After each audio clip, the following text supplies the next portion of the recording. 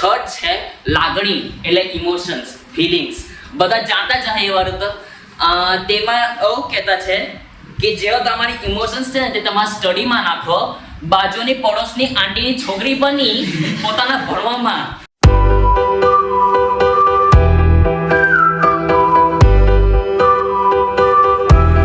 गौर से देखिए उस तंदुरुस्त व्यक्ति को जो हमारे क्लास में टॉप मारता है क्या आप उसको जानते हो हाँ उसने PT2 में 98% लाए हैं क्या आपको उसका राज जानना है तो चलो आज मैं यहाँ पे उपस्थित हूँ उसकी पोल खोलने के लिए तो चलो पहले तो आप सोचोगे कि मेरे में दम ऐसी कैसे आ गई कि मैं आपको ऐसी सलाह दे रहा हूँ कि आप कैसे 98% ला सकते हो मैं પોતાના 90 ના ઠીકાણા નથી तो चलो आज मैं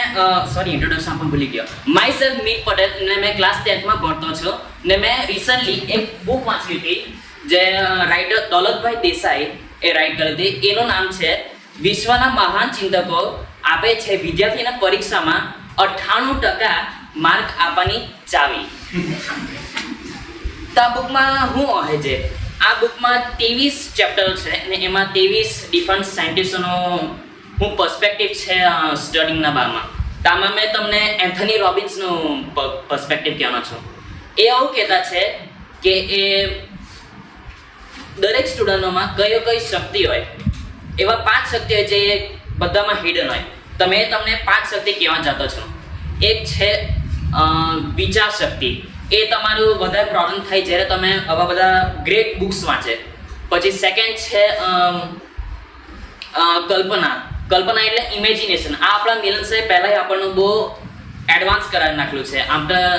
લોંગ આન્સર્સ ને મેથ્સના ઇક્વેશન્સ બહુ ઇઝીલી યાદ કરી શકે પછી થર્ડ છે લાગણી એટલે ઇમોશન્સ ફિલિંગ્સ બધા જાણતા જ હશે એ વાત તો તેમાં એવું કહેતા છે કે જેવો તમારી ઇમોશન્સ છે ને તે તમારા સ્ટડીમાં નાખો બાજુની પડોશની આંટીની છોકરી બની પોતાના ભણવામાં કોઈ છોકરાનો તો શોખ જ અલગ હોય સીધા આંટીના છોકરીઓને નહીં ઈદા આંટીને જ જોઈ પછી ત્રીજી છે ચોથી છે સંકલ્પ શક્તિ એટલે કે કઈ એક વસ્તુ મગજમાં થાની રાખે કે મારે આંટી 88% જોઈએ તે થાની રાખે એટલે કોઈ તમારો મામો તમને નહીં રોકી શકે 98% લાવવામાં તો હવે આ ફિફ્થ છે સૌથી મેઇન છે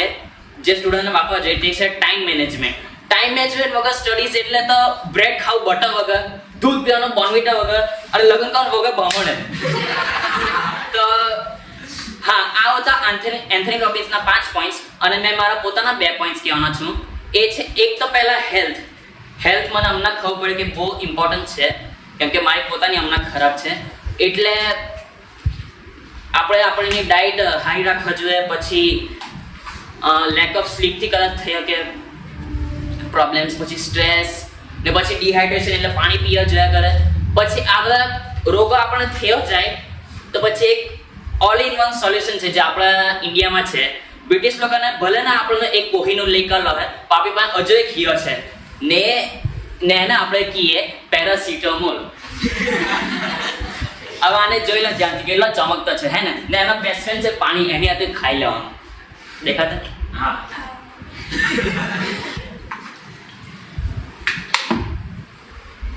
લો બોલો મેં તંદુરસ્ત થઈ ગયા હવે ચલો તો હવે 7th પોઈન્ટ મારું છે તે છે એક મી ટાઈમ રાખવાનું જેમાં કોઈ પણ ડિસ્ટ્રેક્શનને આમ તેને મારી નાખવાનું ને પોતાના ચોપડી છે ને જે વાંચતા છે ને તેમાં ધ્યાન લગાવવાનું જાય પબજીમાં જાય સ્નેપચેટ આ ચોપડામાં જ ગોવી જવાનું એ જ વાંચ્યા કરવાનું વાંચીને ગોવી જ જવાનું એકદમ તો એવી રીતે આમ કરે તમે જે કંઈ વાંચતા છે ને તે પ્રોપરલી યાદ રાખી કરો ફોર લોંગ ટાઈમ સો આટલું હતું મારું સ્પીચ ને મેં તમને એક ટાસ્ક આપું કે તમે રોજ હુવાના પહેલાં 30 મિનિટથી 1 કલાક કોઈ આવી ઇન્ટરેસ્ટિંગ બુક જે વાંચે કરો થેન્ક યુ